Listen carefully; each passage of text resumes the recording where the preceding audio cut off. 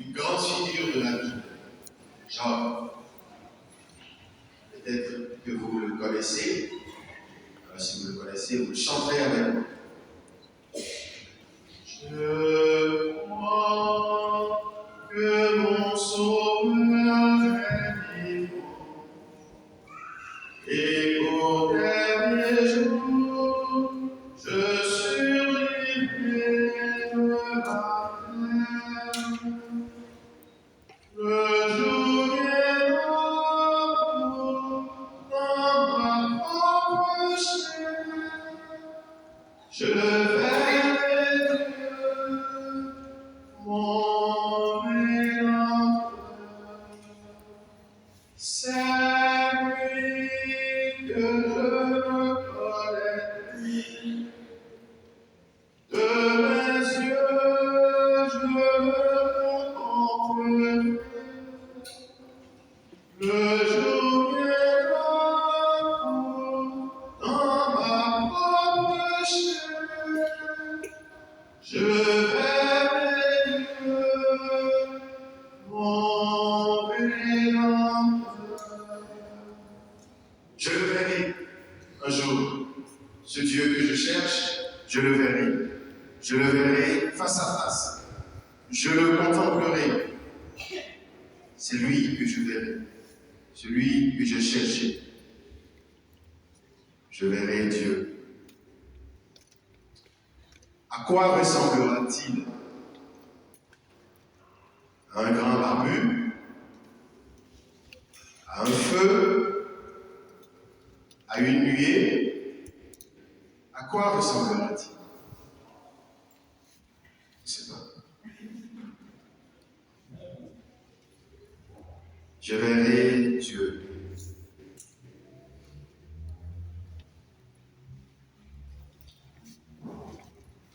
Est-ce que vous voulez voir Dieu? Est-ce que vous voulez le voir? Oui.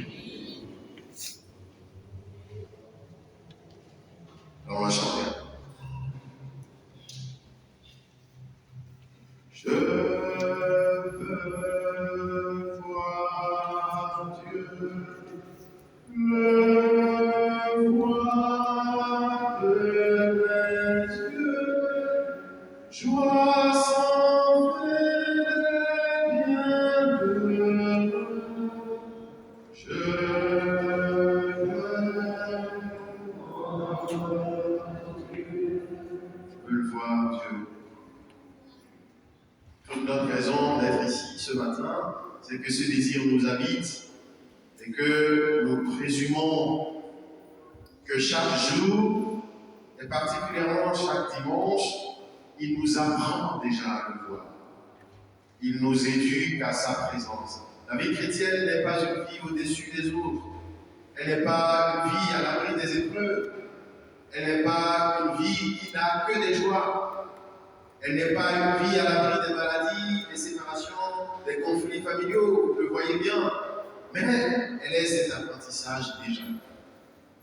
À demeurer avec Dieu. Comme si, au jour de la rencontre définitive, il ne sera pas pour nous un étranger. Nous le verrons. Et l'une des grâces des catéchumènes, c'est de nous dire, avant, je vivais, j'avais l'impression d'être heureux. Je vivais sans ce Dieu. Et vous les entendrez pour certains dimanche prochain. Et disent l'avoir rencontré, l'avoir mis dans la barque de ma vie, avoir accepté qu'il me conduise, a changé fondamentalement des choses dans mon cœur, dans mon passé, dans mes blessures. L'adhésion, l'amitié, la proximité avec ce Dieu n'est pas simplement une rêverie. Ce sentiment de commencer à le voir, cette expérience transforme concrètement. Il y a des choses qui je n'osais pas pardonner et je le fais aujourd'hui. Il y a un avenir peut-être qui m'angoissait et aujourd'hui je me sens moins seul parce que je me sens accompagné, soutenu. Dieu. Voilà un mot que nous utilisons et qui peut être horriblement dangereux. Au nom de Dieu, Les terroristes ont tué. Au nom de Dieu, les gens qui sont en train de prier dans une église, même dans une mosquée, on peut mettre une bombe. Au nom de Dieu, on voit ce qui se passe à Gaza, en Israël, on va avoir des juifs. Pour certains qui vont dire, nous soutenons les Palestiniens et nous soutenons le 7 octobre. Ils sont juifs. Pourquoi? Parce qu'ils vont dire, Israël ne doit pas avoir une terre, Israël est un peuple qui doit vivre au milieu des autres nations. C'est leur conception de Dieu. On va avoir d'autres qui sont juifs et qui vont dire, au nom de la Torah et de la venue du Messie, on peut faire ce que l'on veut. On va avoir d'autres juifs qui vont dire, à cause de tout ce que fait mon peuple, moi, je ne crois rien. Quand on va aller dans le camp des chrétiens, on va trouver aussi. Je me souviens avoir fait une rencontre avec des scouts d'Europe.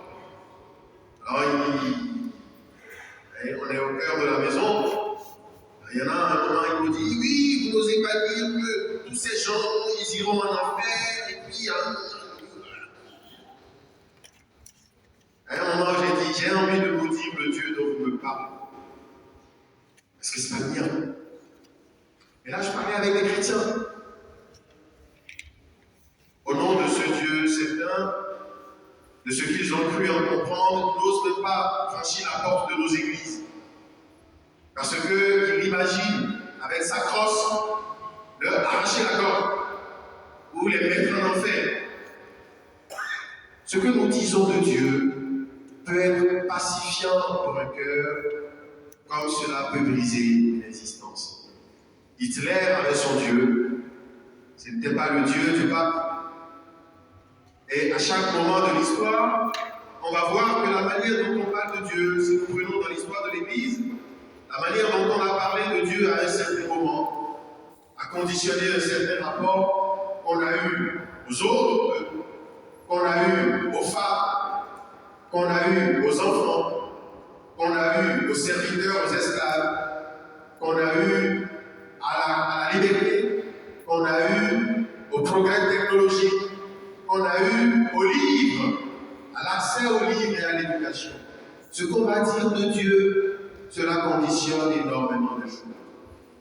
Alors, ce que nous célébrons aujourd'hui, la fête de la Trinité, vous voyez, comme certains vont dire, parfois c'est toujours un jour redoutable pour les prêtres. Là, un jour, je me souviens, le blague que tous les prêtres ont raconté, c'est le prêtre qui, le jour de la Trinité, va dire voilà, la Trinité, c'est très compliqué à expliquer, passons à autre chose. Mais nous n'allons pas passer à autre chose. Le mystère de la Trinité veut d'abord nous dire une première chose. Dieu est un Dieu unique, mais il n'est pas un Dieu solitaire. Il n'est pas un Dieu seul. Dieu est une puissance d'amour. S'il est une puissance d'amour, il est une capacité de compréhension. Dieu est une présence dynamique. L'expérience, c'est celle des mères. Si on dit une mère a brûlé la main de son enfant, c'est ici, entendu parfois à la télé, une mère. Une jeune femme, vous avez encore vu tout récemment des parents qui ont déposé leur enfant au Portugal et qui sont partis, laissant des enfants. Et du coup, on se dit, ce n'est pas la normalité de la vie. Pourquoi? Parce que le cœur des parents est une réalité dynamique, c'est-à-dire toujours en mouvement pour son enfant. Il y a des parents, leurs enfants partent en colonie, et puis ils ont déjà les entrailles qui frémissent. L'enfant est malade ou a un souci, et ils ont déjà leur être comme si une partie d'eux était en train de souffrir de quelque chose. Une mère, par conséquent, que nous célébrons aujourd'hui, c'est cette puissance de tension, vous voyez, d'une capacité d'être connecté à son enfant parfois loin. Moi, je me souviens que j'étais enfant en Afrique, vous voyez, vous avez des enfants, ils ont mal à l'estomac, et puis parfois, la mère, elle va mettre son oreille sur le ventre. Je crois qu'elles ont un thermomètre médical dans les oreilles. Et parfois, pour sentir si l'enfant a mal à l'estomac ou quelle réalité il sent, et vous qui êtes mère ici, c'est votre fête. Ce que je dis là, vous la raconterez mieux dans l'expérience de ce que vous sentez dans vos entrailles. Quand un enfant, vous le sentez parfois même dans votre regard, de voir ce qu'il représente pour vous, ce qu'il raconte, il y a cette connexion à laquelle personne